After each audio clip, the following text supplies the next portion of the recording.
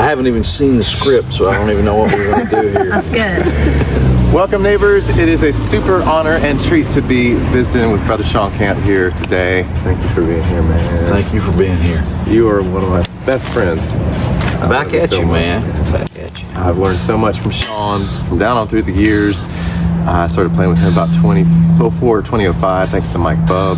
And anybody that's ever seen Shawn knows how singularly amazing he is. And I just want to take about 30 seconds and just brag, because he can do it all, folks. And if you're new to Shawn, this is a good thing, because I wanted to get y'all to know him, so you can go buy this amazing album that he has just written called The Ghost of Sis Draper. And it is an epic odyssey. It's unlike any bluegrass album, or really any album you'll ever hear. But we'll get him to tell you about it in his own words, of course. But it's amazing. So that's the main point of this video. It's just to get y'all to go check out this amazing new album that's streaming on all the different places, which has been a culmination of a couple decades of your creative energy and collaborating with the amazing Guy Clark. Right. Yeah.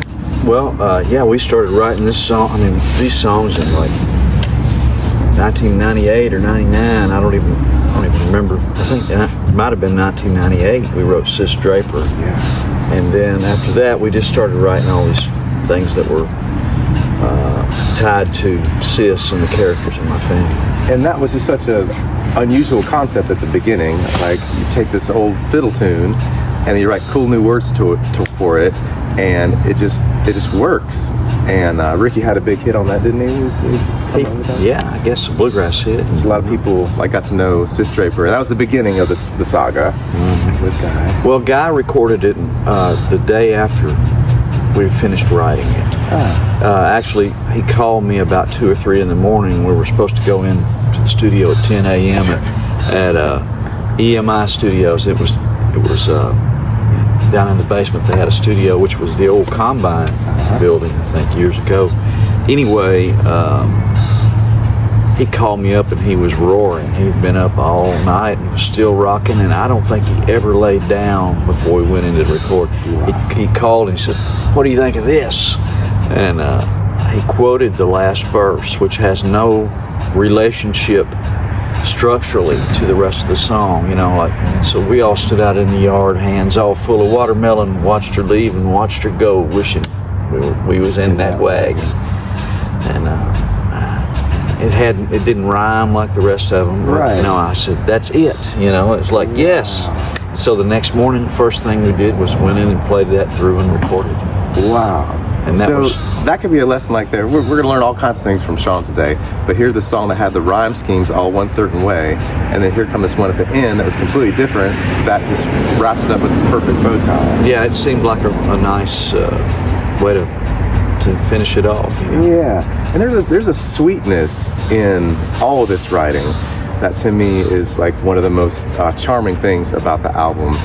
It's this saga about this real person in your life down there, right? And then so you told Guy about Sis. Yeah, I was just rattling on. I don't know why I got into it. We were stuck trying to come up with something to write, and I didn't tell him about Sis to think, to make it like, hey, this is a song we should write. Yeah. I was just talking about a lady I knew when I was a kid, and that he goes, "There's your song right there." And so we started writing. Yeah, and that's part of the magic of Guy Clark and Shawn being able to be in conversation and be like, oh, there's the thing. Of course, easier said than done to write a good song on the spot like that. Well, we had a good melody to use already. The old Arkansas Traveler. Whose idea was that? Well, I'm a fiddler, too. Yeah, so I always played that stuff, and those old tunes that she played, I wanted to bring them back into all these, So that's why there's a thread of that all through. Yeah. And she played. I love that, it's an important thing. I'm sure you get into this a lot, like you might write a song and be like, oh, that's really close to this other melody. That happens to a lot of, songwriters. And then we're faced with the idea that, okay, do we abandon this cool melody that we're already connected to, change it slightly, or just be like, okay, with a new set of clothes on it? Well, it depends. I wouldn't do that to anybody's modern day song. I wouldn't try to lift somebody's melody and use it. Yeah. If you want to do that as a an exercise to learn how to write a song, I mean, that's a good idea. Yeah. But, you get it too close, you're going to get sued. But these old songs are 200 years old, just fiddle tunes, and so that's the only reason we felt good about it, because it was bringing a new life to these old songs, and putting our stories to it. Yeah, and probably a lot of people have never heard them the first time. Maybe not. I tried to reference them in the lyric of the song as much as possible. Like "She's a Traveling Arkansas." The tune was "Arkansas Traveler." Yeah, there's so many clever little things. They're like these little Easter eggs that it keeps unfolding each new time you hear it. And so this is where the genesis, the seed was planted for the whole album, I guess, in a way. I mean, I'm sure maybe neither one of y'all in that moment was like, this is going to be this epic album all about Sis Draper. No, it just, it just kind of evolved into being bigger than we were in a way. Yeah. And so Magnolia Wind is on the album. That's my favorite one on there. Thank you, man. And if you was going to listen to just one of them, I might recommend that one. You got to listen to all of them, though. Well, there's also a pretty good mandolin player on there. Hey, now, Shawn. He's on everything. Invited me to come and pick on the album. And so Tim Crouch is playing the fiddle, and Tim will blow your mind because he's also from Arkansas. Yeah. And y'all been knowing each other so long. Oh, yeah. I met him when I was just a kid, and his brother Dennis and I are the same age, and we were 15 when we started hanging out and playing, jamming at festivals and stuff, But Dennis plays bass, but he's the best. But they're all the best, yeah. they're all good, yeah. But all those, Tim and Dennis were both. When they play together, it's like, it's family harmony in a way. Music, Totally. Instrumental. Yeah. Not singing wise. I don't really hear them singing much. Rhythmic family. Yeah, there's just a real kinship to the way they play together, and they're born that way, So the Arkansas spirit is strong, folks, and you're going to hear that on this album for sure. Corey Walker playing the banjo, great. He can do it all, fits in everything. Mike Bubb on the bass, of course, holding it down. He's been playing with Shawn for so long. And then Jimmy Stewart on the dobro, and he's just as wacky and as funny and as talented. And y'all been playing together also so long. Long time. He played in my band when I was on Warner Brothers in the early 90s, Yeah. And I actually I guess Mike Bubb, I played with him before I played with anybody back in the mid 80s. Right. He had a band called the Weary Hearts, and I went out and played fiddle with him for a little while, and we just got into a great jam session out in Oklahoma one time at a festival, and man, I loved the Weary Hearts band. Had this great groove, just a 4-piece, and getting to jam with them, it was like, this is a good band. It was Ron Block on banjo, Chris Jones on guitar, Butch Baldessari was playing mandolin, and Mike Bubb. Those 4 guys. Yeah. And actually, they really that little trip. I told about it the other night at the show we did, but and introducing Mike Bubb. But that band is really kind of the reason that I had doors open for me in Nashville, because we got done with that little tour. We won the Spigma band competition in '89, and at the end of that, they had a record slotted to record with Tim O'Brien producing over at Cowboy Jack Clements' studio. And so I played a couple of songs on that record with them, and went downstairs when my little part was over and met Dave Ferguson, cousin Bob Clement, Cowboy Jack Clement, and just ended up staying a couple of years hanging out, So it just turned out to be a great connection. It's kind of the magic of the music and life in general. Serendipity will allow certain souls to come together, and you might not realize it at the time, but these people can change your life, and you can make important creative epic works with, occasionally. And so the Weary Hearts thread, in there for sure with Mike Bubb. And I just got to tell you, like, hanging out with Shawn and Mike Bubb, it's just so much fun. And like, we have fun, we laugh so much, and then all this good energy goes into the music. And it's kind of like, a lot of y'all are musicians, so you kind of know that it's important to play with people that you have a good rapport with. and all that. But all this humor and this clever creativity, this is all woven in spades into the album. Where did Magnolia Wind have its genesis? Well, it was the second song of the series of songs we started writing. Just, I don't know. To me, it was like a kind of a cross between, Hickory Wind, and which was Graham Parsons' song, and just the way that wind fell at the end of a phrase. Really, and that's really the only thing that's similar. And that and kind of the Waltons theme song. It's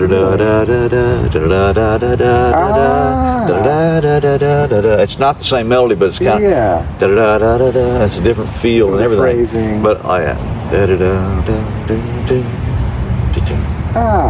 we're getting the director's cut here, folks, so today. Anyway, I don't think I'm close enough to get sued on that, but that's kind of a wild thing to think to share. In my mind, I'm not on it really, but it's kind of the lilt of that to me. All these things these different influences. Sometimes you're aware of them, sometimes you're not. But that was one of the first ones that really struck me. I mean, you listen to that song, and I'm sure this line gets a lot of y'all too. I'd rather, without your little old cold feet. Yeah. That line is just, everybody can relate to that. It's so country, and it's so cute, and it's so sentimental in just the right way. And that's just one example. Without your little old cold feet, that just will win you over in a minute. And there's just lines like that over and over again. And that's my favorite one on the album. Wow. And anybody that's seen Shawn live, so Shawn is he started playing the fiddle, but he can do it all. He's what they call the triple threat. He's an amazing singer, and anytime he hits the stage, it's just electric. And his rhythm guitar and his lead guitar, it's all fire. But it's not just fire. We were just talking about it earlier. He goes from the softest of the softs to the loudest of the louds, appropriately loud, and that can happen in a second appropriately. But I think a lot of people kind of stay in the 3 to 7 range. But some of us, we like the whole dynamic range, and Shawn's the whole package in that. And that Magnolia Wind is it's a slower song. It's just beautiful and sweet. You just relax into it, and it fills you with medicine. And so that's my favorite one on there. Do you have a favorite one on the album? Man, I don't know. You know what? Probably my favorite one is New Cut Road. We got a mosquito. One of my pets are on it, trying to get a little bit of, I don't know what. Is he gone? He's gone for the moment. Yeah, thank you. Yeah. New Cut Road. Yeah. Let's talk about it. Well, when I was a kid, me and my dad were remodeling a house, and I was standing there. I was about 15 years old, and holding up the sheetrock up in the air, holding it up for the ceiling. Daddy's nailing it, and we had a little radio playing, and Bobby Bear came on the radio with his new single, which was New Cut Road, and Ricky Skaggs was playing fiddle, and I'd only been playing fiddle a few months at that time. It really inspired me to be a fiddler. I just loved that song. And then I moved down here, several years later, and became really good friends with Guy Clark, and found out that he'd written that about his granddaddy, and it really had a real connection to fiddle tunes and family, and it's just connected in my mind to Sis, like they may have crossed paths, so we took a little bit of poetic license and did a little bit of Hollywood jiving on this thing, so it's not all completely accurate, Sis Draper was not the devil's daughter, but she played the devil's box, That's right. You got to expand on the reality and paint it your own way, and that's really cool that song serendipitously made it into your life way before you met Guy Clark. That's the magic of the universe moving through and setting things in our path, that come to, you live life forwards, but you can only understand it backwards, that kind of thing. And that, I didn't know Guy very well, of course, just got to be around him one time, but I loved it. We were playing, I think it's the Bijou Theater in Knoxville, and we're in there at the end of the show. Guy Clark's just sitting on stage smoking a cigarette, inside, just not giving a hoot. He's just being Guy Clark. It was so cool. It's just who does that? Guy Clark does that. It's part of the show, what he would say. But I feel just getting the sense of there was some mystical energy with Guy. Yeah. Some magic that he would tap into and feed that into the songs. He was a magic guy, that's for sure. Yeah. It's a New Cut Road. That's a fun one. And so it's not, just reflect on what Shawn was saying, taking reality and then embellishing it properly to create a more fantastic, engaging, creative work. Now, am I wrong, or is there an idea about this could potentially be like a play or a screenplay or something like that? Well, we talked about it when we were writing it, we talked to a Broadway writer up there in New York, he called in wanting to get a piece of it, really, Yeah. We're sitting there, got him on the speakerphone, and I don't remember who he was, but guy said, well, only way you're going to get in here and write this with us is if you get your ass to Nashville.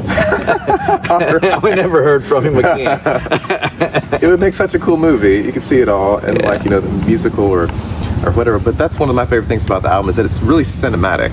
There's nothing like this album. As soon as I heard it, it was instantly top 10 favorite bluegrass album. It's really cinematic because it's there aren't really any bluegrass themed albums where the whole album is about one thing that I know of. Really? I didn't know. And so that's really unusual, and to pull that off, in this way is just magical. But you just, you get in this world of Sis Draper that Shawn can connect you to with his heart and with the clever, cute lyrics. One of my favorite lyrics is on this song called "The Checkered Shirt Band." Is that what it's called? Yeah, the Checkered Shirt Band. And so, you talk about that a little bit. Well, I used to be in a band called the Grand Prairie Boys over in Arkansas. He's on fiddle. I played fiddle with them, but I mentioned these guys' names, Rodney, Chuck, and Raj. Rodney played the banjo. That's Rodney Hessler. Chuck Brockington played the mandolin. And Raj was Roger King, played the dobro, left-handed dobro player over in Arkansas. We're out here. I hope they don't start opening up those machine guns on us. I was thinking that he'd just come up with 3 of the most quintessential country names, but these are actually guys in the Grand Prairie. Yeah. So, and when we wrote this song, I kind of married them up and had them come to a picking party that Sis was at with us. I had a lot of picking parties, but I don't know if we ever had one when Sis was there. I mean, I went to some with Sis came to some, but I don't know if the band and I were, were with Sis. A little poetic license there. Yeah, so I put them together in this little scene. Yeah. One of my favorite lines on the whole album is, I can't remember verbatim, it's something like, we know 250 songs. We probably know 200 songs. We can play the dog out of 50. We can play the dog out of 50. That's we all wear matching checkered shirts. We always look real nifty. How ridiculous. It's ridiculous and it's charming and it sticks with me. I just think about that. We can play the dog out of 50. It's there's just humility. A little arrogance in that line. Always getting pretty good, about as good as Bill Monroe. Right. Ain't no way. Yeah. And so there's just this kind of cheeky. It's just fun. Self-deprecating and then humble at the same time. That's another favorite on there. And so then, so we're following this Odyssey, and then there's the Soldier's Joy one. Yeah. And where does that fit in the? Soldier's Joy 1864, or How I Became a Fiddle Player is how Guy titled it. It's supposed to be about Sis's great grandpa, who was a Civil War soldier, and it just turned out to be a fiddler instead of a dancer at the end of the deal, because he got his leg amputated. Oh, right, the one-legged fiddler. It's an intricate, weird little story, And that one, is based off the old-time fiddle tune "Soldier's Joy," but it does a completely different thing, and then it kind of comes into the main melody. We made it a minor, it was major. It was like Soldier's da da da da da. Yeah. So reharmonizing it. Yeah. In the minor. Yeah. I don't know if I ever even realized that. I think maybe unconsciously I realized it, but that's a clever thing to do. Take your minor traditional tune and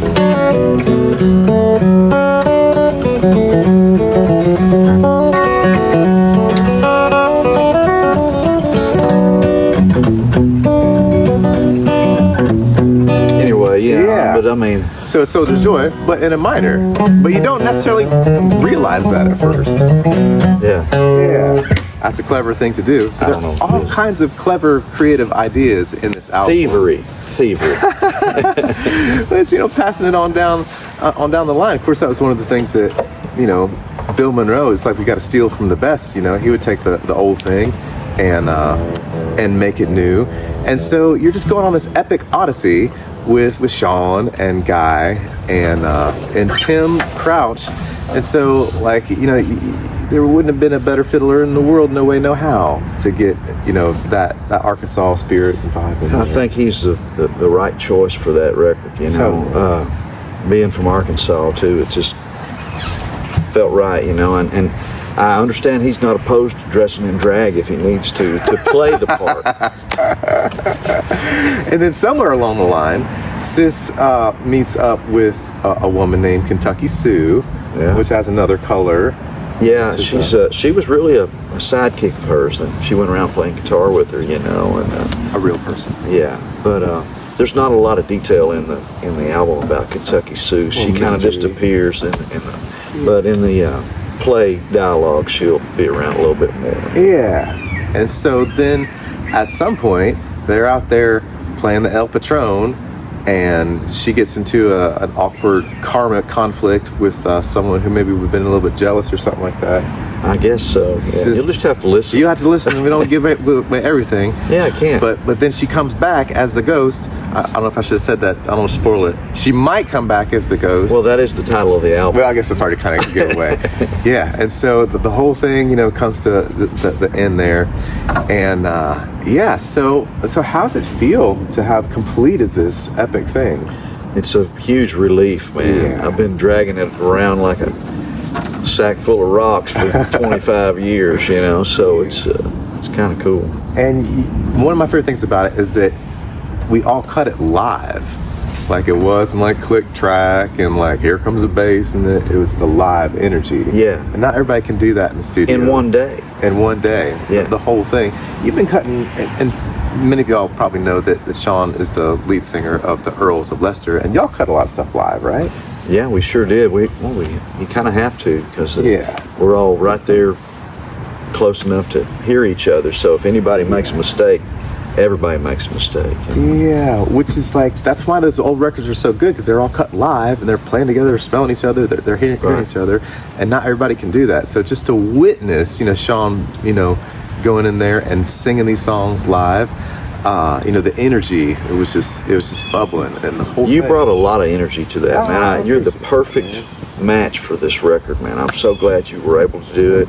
I appreciate it. I love the way the drive you play. I mean, you don't only have drive, which, Bill Monroe had drive, but you've got, actually, I think more drive than Bill Monroe. And hey, now. I'm trying to tell you something. Can you say that again one more time, just to make sure? Thank you, man. I'm telling you, man, and I love, I love your playing. I love you as a brother, you know that. But I just, you bring a lot to whatever situation you're in. I appreciate that so much.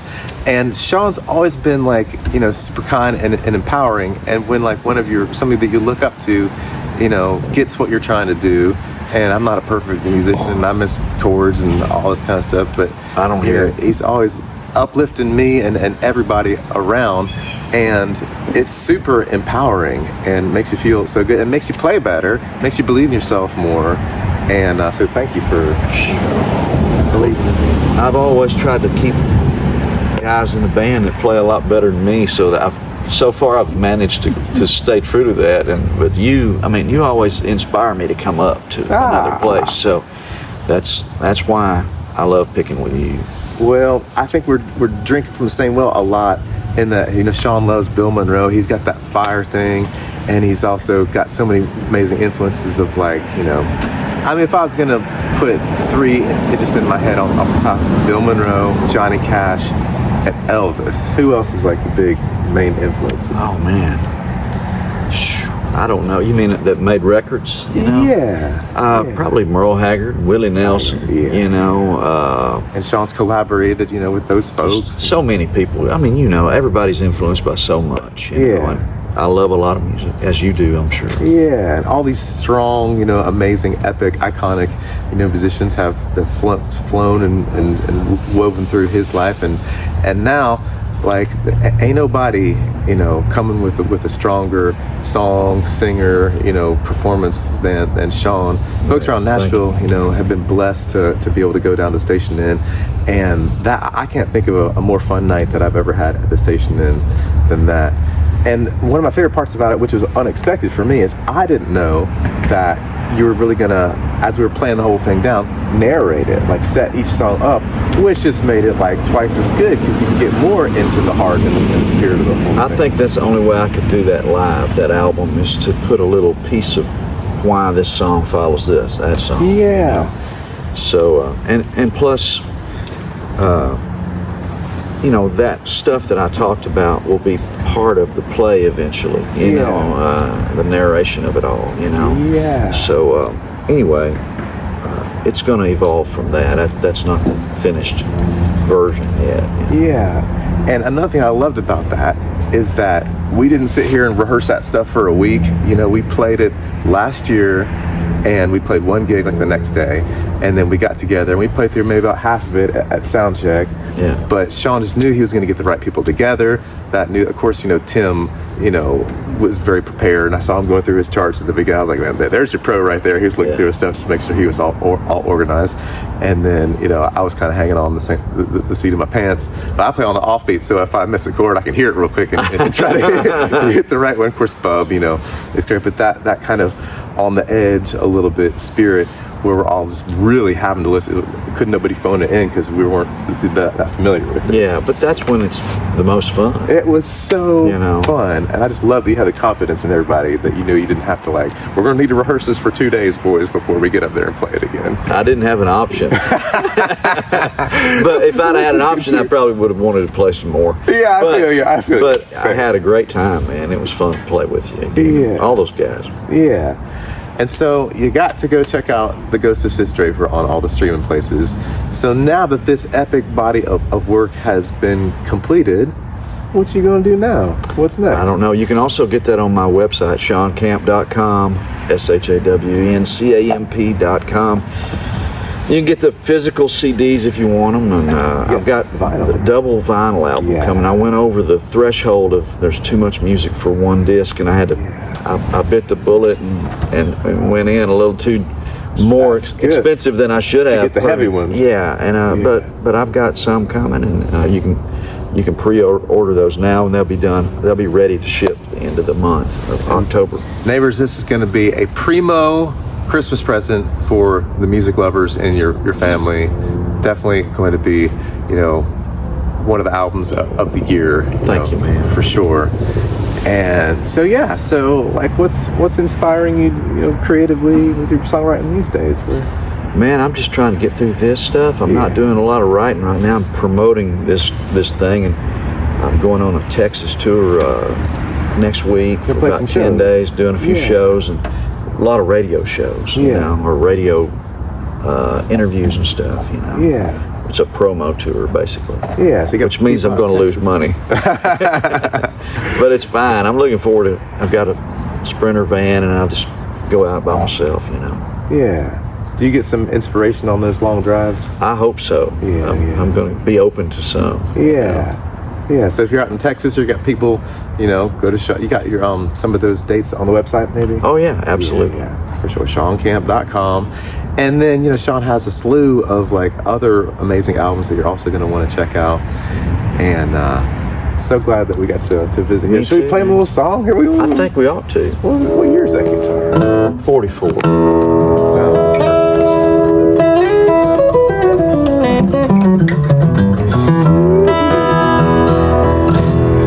Probably mess it up. Let's do it anyway. Me too.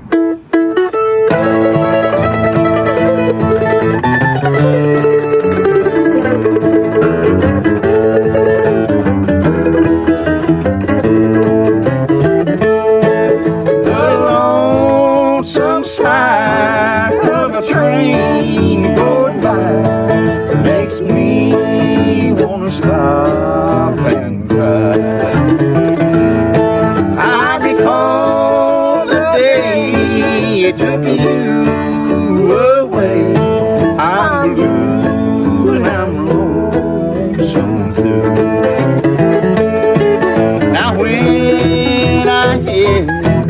that whistle blow that I want my clothes and go the lonesome side of a train going by makes me want to stop and cry.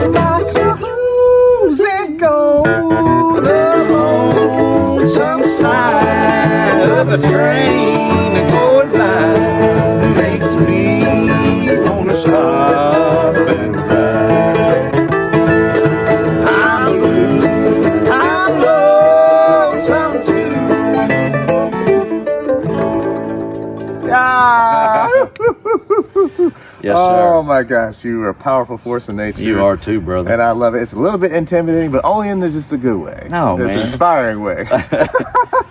You got to have that intensity. Well, let's do some picking this next year. Here. Oh my gosh. And y'all come out and hang and see us. Yes, please. Neighbors, get yourself to Shawn Camp, Ghost of Sis Draper album as much as you can. ShawnCamp.com. Check him out on his radio tour. Check out the Earl Sylvester, all the good stuff. And yeah, if you like the video, like, comment, all that kind of stuff. Got the Patron.com/MillenMountainMusic to support the work we're doing. And you just mean so much to me, man. Man, back at you. Love you. Love you too. And look forward to the universe bringing us together again. Let's hope. And as Peter Rowan would say, may there be peace in the queendom. Well, he says kingdom, but I say great. Anyway, adios, neighbors. Thank you. See y'all.